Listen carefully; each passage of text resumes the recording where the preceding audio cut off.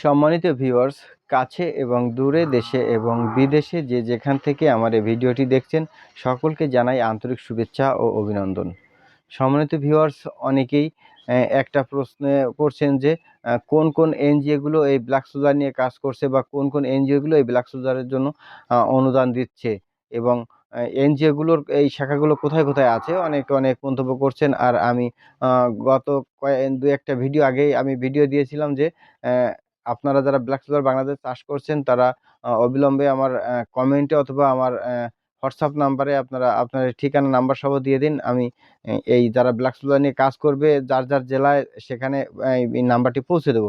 অনেকেই দেখলাম আমাকে নাম্বার দিয়েছে এবং আমি সেটা পৌঁছে দিয়েছি তাদের কাছে, এবং কিছু কিছু মানুষ কমেন্ট করেছে বা অন্যান্য মন্তব্য করেছে। যাই হোক, যার যেটা ভালো লাগে এটা করার কিছু নাই। তো সম্মানিত ভিউয়ার্স, আমি এইটা নিয়েই আজকের বিস্তারিত আলোচনা করব। তো সম্মানিত ভিউয়ার্স, এই মুহূর্তে যারা আমার চ্যানেলে প্রথম আছেন তারা অবশ্যই আমার চ্যানেলটি সাবস্ক্রাইব করে রাখবেন। আর আপনাদের যদি এই ভিডিওটি ভালো লাগে, আমার তথ্যগুলো ভালো লাগে, তাহলে ভিডিওটিতে একটি লাইক দিয়ে রাখবেন। আর আপনাদের মতামত কমেন্টে জানাতে পারেন। আর আপনাদের যে কোনো ধরনের ব্ল্যাক সোলজার বিষয়ক মতামতের জন্য বা চাষ বিষয়ে কোনো তথ্যের জন্য আমার স্ক্রিনে দেওয়া নাম্বারে যোগাযোগ করতে পারেন। আর যদি কারো মাদার কালচার প্রয়োজন হয়, অবশ্যই আমার স্ক্রিনে দেওয়া নাম্বারে যোগাযোগ করলে আমি বাংলাদেশের যে কোনো প্রান্তে পৌঁছে দিতে পারবো। তো সম্মানিত ভিউয়ার্স, আমি এই নভেম্বরে কিন্তু একটি অনুদান পেয়েছি। ভালো, সেটা অঙ্কটা আসলে এভাবে ভিডিওতে বলা ঠিক হবে না। তো উন্নয়ন থেকে আমি একটা অনুদান পেয়েছি।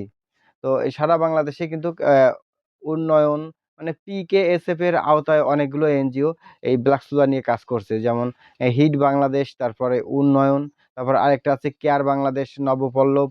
এরকম কয়েকটি এনজিও কিন্তু এই ব্ল্যাক সোলজার নিয়ে কাজ করছে, এবং এই ব্ল্যাক সোলজারের যারা চাষি আছে, যারা খামারি আছে, তাদের যেমন কেয়ার বাংলাদেশে এই ব্ল্যাক সোলজারের জন্য তারা ঘর তৈরি করার পুরো খরচটা তারা দিচ্ছে, বহন করছে। তো এরকম ইসের যেমন আবার আহ, উন্নয়ন থেকে 25,000 টাকা প্রতি বছর তারা দেয় এই ব্ল্যাক সোলজারে পরে। তো অনেকেই এইটা পাওয়ার জন্য আগ্রহ প্রকাশ করেন। এই আগ্রহ প্রকাশ করে আপনারা চলে যান উন্নয়ন বা হিট বাংলাদেশের যে মাইক্রো ক্রেডিট সিস্টেমের যে শাখাগুলো থাকে সেই শাখাতে। তো সম্মানিত ভিউয়ার্স, আমি একটা কথা বলেছি যে আপনারা একটা এনজিও ২টি শাখা থাকে। একটা হচ্ছে উন্নয়নমূলক কাজ করে, অনুদান নিয়ে ওদের কাজ। ওরা কখনো মাইক্রো ক্রেডিট বা লোন টোন এইগুলা নিয়ে কাজ করে না। এইগুলা নিয়ে কাজ করে হচ্ছে এনজিওর আরেকটা থাকে। একটা এনজিও যেমন উন্নয়নের একটা শাখায় শুধু অনুদান নিয়ে কাজ করে, আরেকটা শাখায় মাইক্রো ক্রেডিট অর্থাৎ ঋণ দেয়, সঞ্চয় করে। তো আপনারা অনেকেই এই ঋণ দেওয়া যে উন্নয়নের শাখা আছে, ওই শাখায় গিয়ে আমাকে ফোনে ধরিয়ে দিয়েছেন। আমি অনেক এই পর্যন্ত ফোন পেয়েছি। তো যারা ঋণ বা মাইক্রো ক্রেডিট সিস্টেমে, তারা কিন্তু এই অনুদানটা বা এই ব্ল্যাক সোলজার নিয়ে কাজ করে না। তো কাজ করে কারা? এইটা আপনারা যাবেন হচ্ছে যে অনুদান বা এই যে ইসের বিভিন্ন উন্নয়নমূলক কাজের সাথে এই এনজিও যে শাখা যুক্ত আছে সেই শাখাতে। তো জেলা পর্যায়ে আপনারা যোগাযোগ করলে এটা সবথেকে ভালো হয়। আর একটি বিশেষ তথ্য হচ্ছে, আপনারা যে বাংলাদেশের যে উপজেলা থেকে উপজেলার আন্ডারে ব্ল্যাক সোলজার চাষ করছেন, আপনাদের নিজের যে উপজেলা আছে ওই উপজেলাতে গিয়ে মৎস্য অফিসার বা পানি উন্নয়ন বোর্ড অথবা উপজেলা ম্যাজিস্ট্রেট, অর্থাৎ যেগুলো কৃষি কর্মকর্তা, ওনাদের সাথে আপনারা এই ব্ল্যাক সোলজার চাষ নিয়ে পরামর্শ করবেন।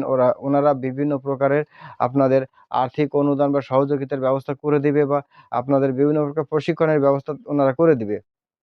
যেমন আমাদের উপজেলাতে যে মৎস্য কর্মকর্তা আছেন জিল্লুর স্যার, উনি কিন্তু আমাকে অনেক সহযোগিতা করেন, এবং আমাদের যে ইওনো সাহেব আছে উনিও সহযোগিতা করেন, মৎস্য অফিসারও সহযোগিতা করেন। তো আমি আশা করি বাংলাদেশের প্রত্যেকটা উপজেলার এই ইওনো মহোদয় এবং মৎস্য অফিসার দিয়ে সবাই এই ব্ল্যাক সোলজার নিয়ে অনেক মানে সবাইকে চায় যে ব্ল্যাক সোলজার নিয়ে কাজ করুক আমার বাংলাদেশের মানুষ, আমাদের বাংলাদেশের কৃষকরা। তো আপনারা অবশ্যই আপনাদের নিজস্ব ইসে উপজেলায় গিয়ে এই ব্ল্যাক সোলজার তথ্যটা সম্পর্কে জানাবেন এবং তথ্য দিবেন। তো সম্মানিত ভিউয়ার্স, আমি আশা করি বিষয়টা বোঝাতে পেরেছি। তো সম্মানিত ভিউয়ার্স, এই পর্যন্ত আমি ভিডিওটি শেষ করছি। পরবর্তী আরেকটি নতুন তথ্য নিয়ে হাজির হব। তো সে পর্যন্ত ভালো থাকবেন, সুস্থ থাকবেন। ধন্যবাদ সবাইকে।